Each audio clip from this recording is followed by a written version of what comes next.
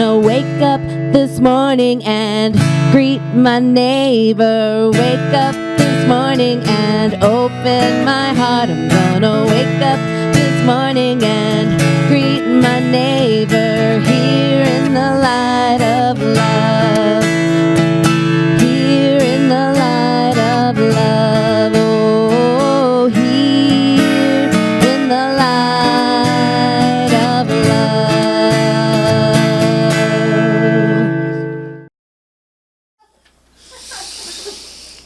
Oh, it's so good just to look out at everybody.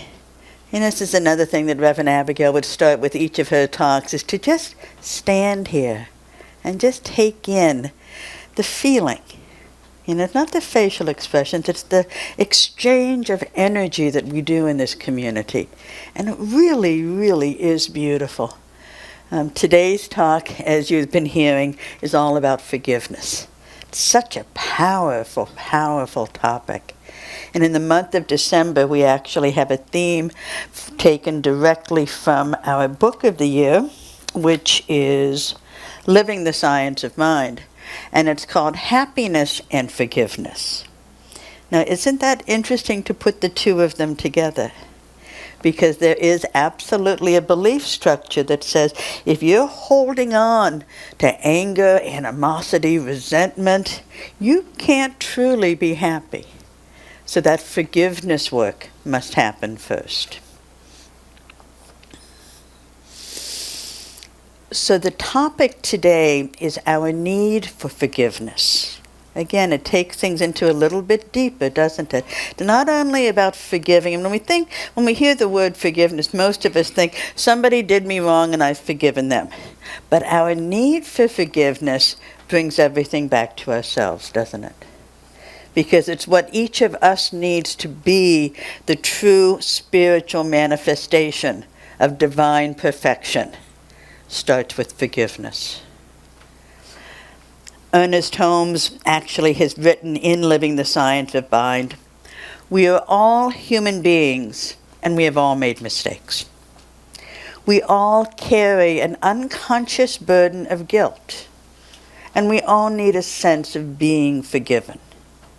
One of the most revealing things in the new science of mind is our need to feel that we are right with God, with life, and with each other. There's the key to life right there, isn't it? And you know, here in the month of December, it's a month of many, many holidays. There's easily 3 or 4 major international beliefs that have something to do with light, something to do often with gifts. What better gift to give than forgiveness? And not only to yourself, or not only to others, but to yourself as well. Because often that's where so much of the blame comes in. I shouldn't have done that. I really screwed this up. So this is an opportunity to give yourself the gift of forgiveness. And one of the major holidays that we are facing is Hanukkah. And today is the very first day of Hanukkah. I do not know the Jewish traditions, and they're just absolutely beautifully steeped in rituals and symbols, and I would do a terrible injustice to even light that first candle. Actually, it's not till tomorrow. Why, thank you. Is it midnight, or is it a sunset, sunrise? Sunset ceremony. Okay. Tomorrow. Excellent, thank you. So happy Hanukkah tomorrow. And this way I don't have to feel bad about not lighting the candle. Forgive yourself. There we go. Yes, I do. I forgive myself. And thank you. Thank you. And knowing which one to light. I know.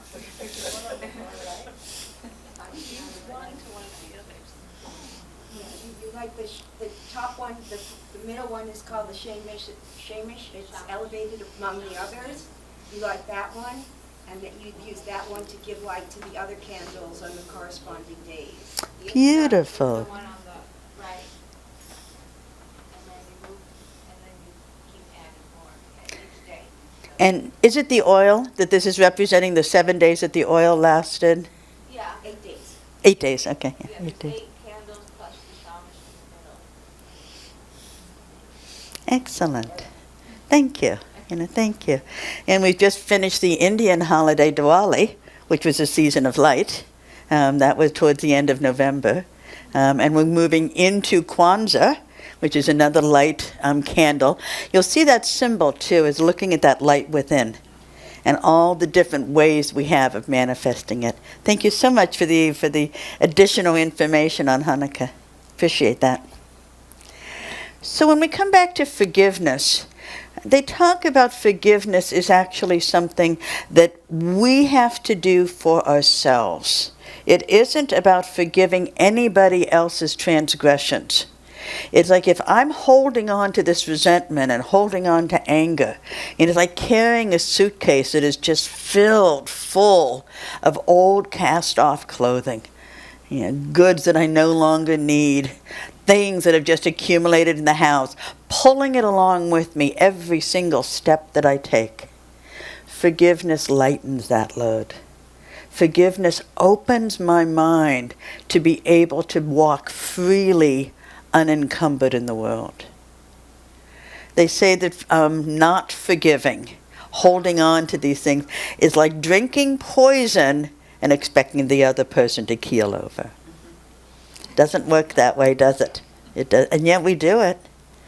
I've had all types of pain and hurt that has occurred in my life that I held on to and had it damage me, seriously damage me. Looking at things that were occurring in my life that, I just didn't want occurring. But it's a process. It's being willing to forgive. And it's recognizing our need for forgiveness, both to put it out there so we don't hold on to it, and to forgive ourselves for those times that we are working through the very process. There's a story about this guy. He's a life insurance salesman. He had a wife, 3 kids, house in the suburb, pretty much the American dream. So much to be thankful for. And he was a bit of a jerk. One of his daughters found some condoms in his business travel kit. Tacky. Really tacky. He was the kind of guy that when you went to a diner to have breakfast, he'd be patting the waitress on their butt. He would write checks to pay the mortgage and not sign it. So it would give him an extra week or so as it went back and forth and he wasn't officially late. Now he had a boat and he even belonged to an airplane club. Those bills got paid on time, the docking fees and the dues to the airplane club. So he was always okay with his own stuff. It was when it came out to the family that he was just not all there. Now this guy, as you can imagine, upset quite a few people in his life. On top of all those character traits that I just mentioned, he was also alcoholic. He was an embarrassment in the neighborhood. One day a paper plate was thrown on his front yard that said, "Move, drunk." And of course his whole family is affected by this, right? How do I know about this?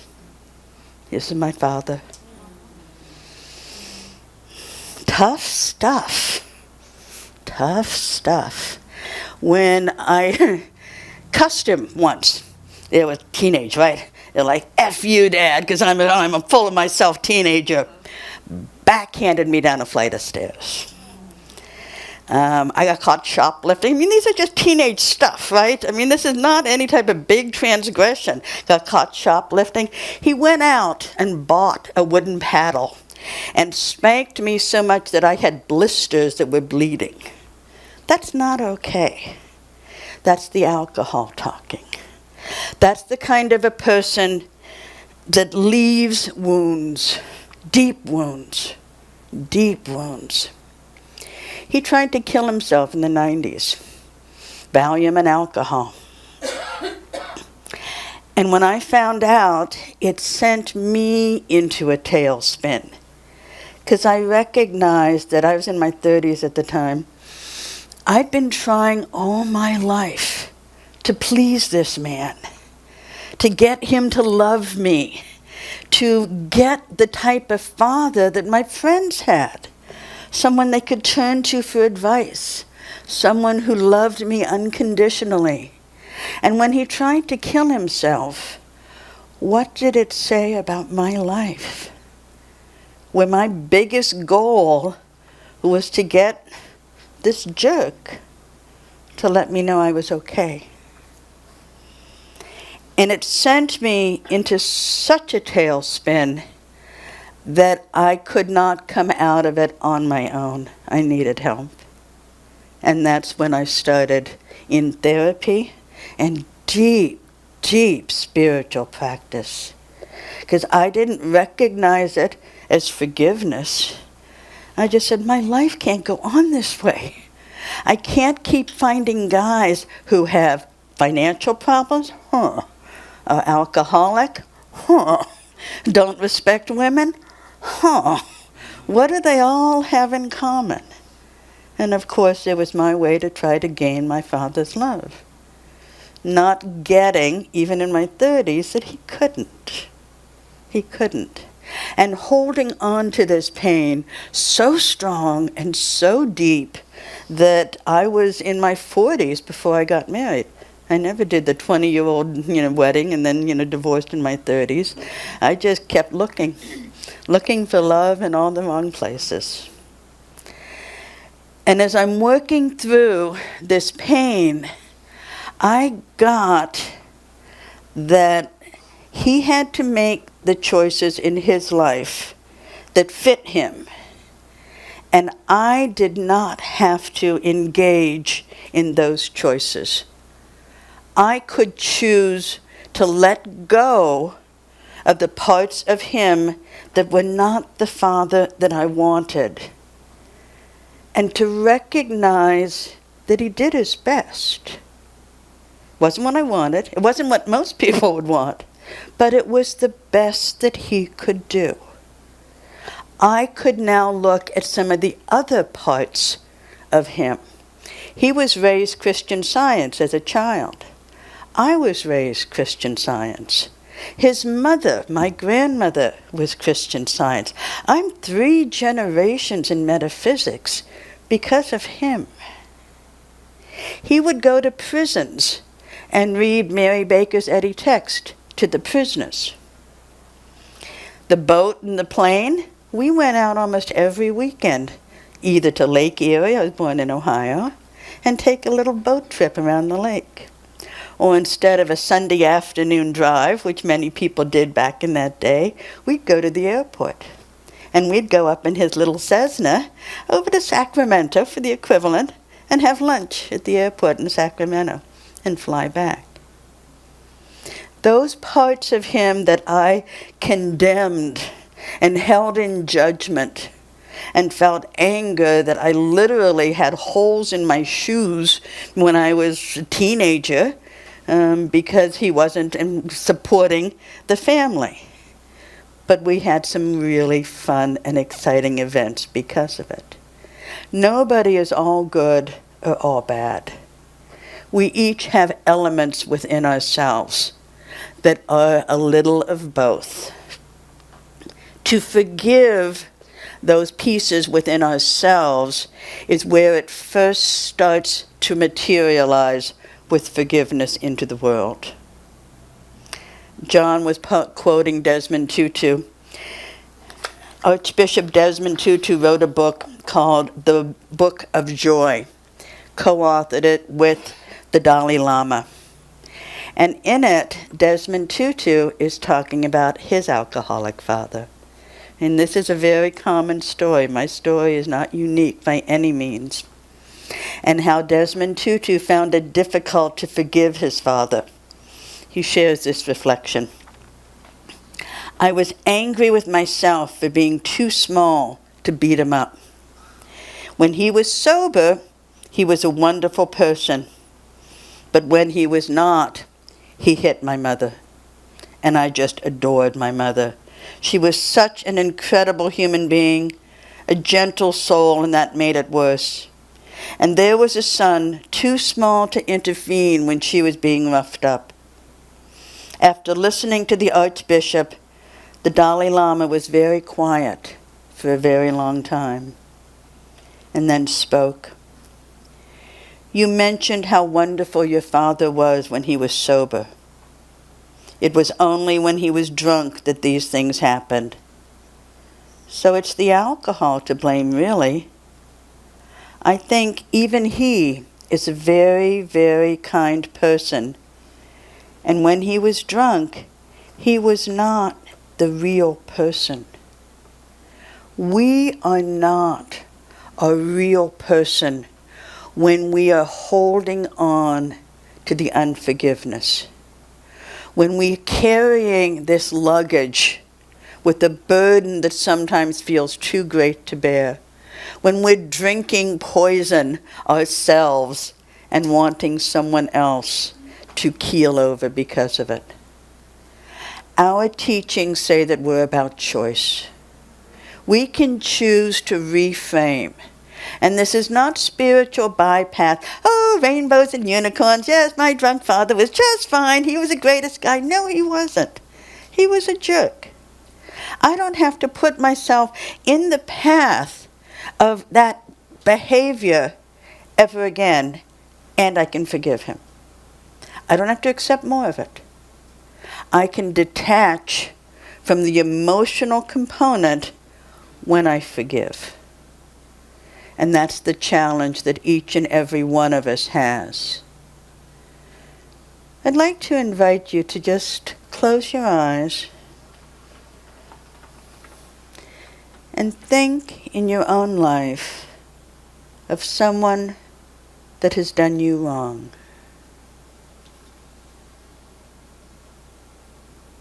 Or someone that you have done wrong.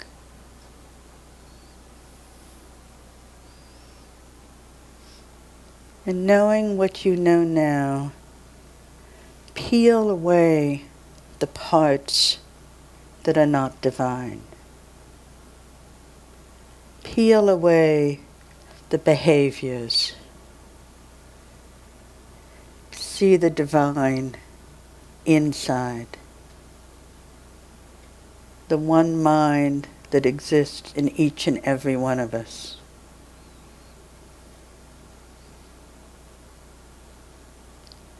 See this divine magnificence in yourself as you forgive those who have hurt you, as you forgive those that you have hurt.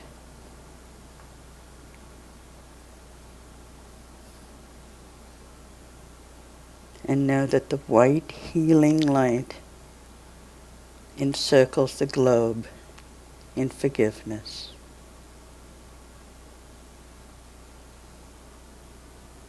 And so it is. This is our freedom.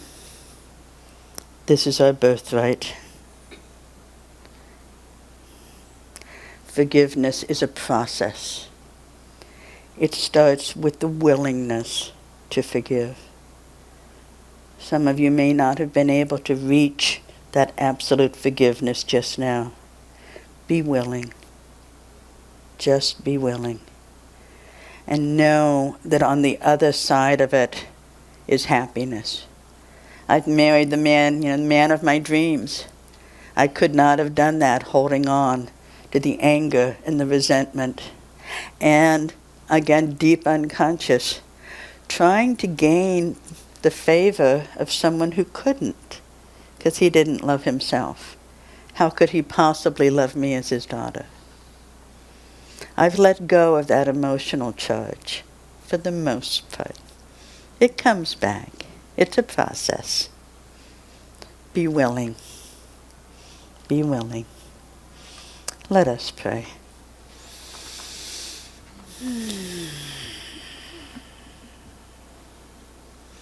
There's a divine presence in this room.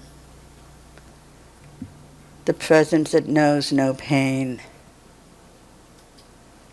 that is equally everywhere here, that exists deep in my heart,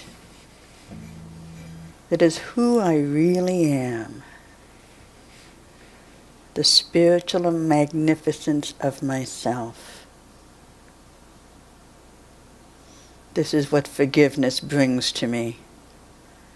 The authentic me, the authentic you.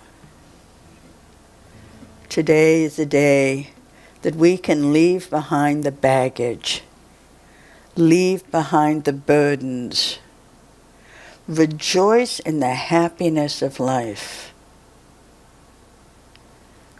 Look outward at the real people, the divine essence of each and every person that we know, no matter how they are physically appearing in any one moment. I know that I can see the divine essence of them when I put my mind to it, when I choose to see that. And when I make that choice, I let go. Forgive us our debts as we forgive our debtors. As ageless as the Bible.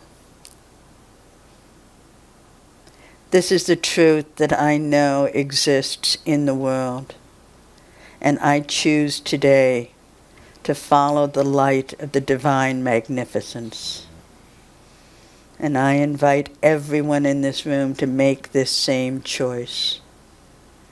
And when I do, my heart is filled with gratitude, filled with love of life, with happiness, with peace, with joy. And in this sense of gratitude for who I am, for who the world is, I let go. I let God. And invite all of you to join me and anchor these words by saying with me, and so it is.